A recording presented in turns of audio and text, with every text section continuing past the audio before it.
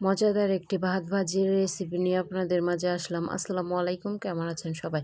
প্রথমে চুলায় কড়াই বসিয়ে তেল দিয়ে দিয়েছি, তারপরে একটা ডিম দিয়েছি, তারপরে সামান্য লবণ দিয়ে কিছুক্ষণ ভালোভাবে নাড়াচাড়া করে নিব। তারপরে নাড়াচাড়া হয়ে গেলে মরিচ দিয়ে দিলাম প্রথমে, তারপরে পেঁয়াজ দিলাম, তারপরে ভালোভাবে আরও কিছুক্ষণ ভেজে নেব।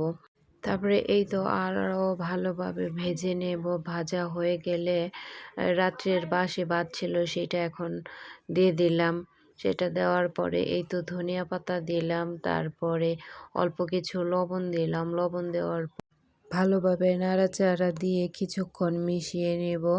তারপরে এই তো আরও কিছুক্ষণ এটাকে ভেজে নেব। ভেজে নেওয়া হয়ে গেলে আমি নামিয়ে নেব।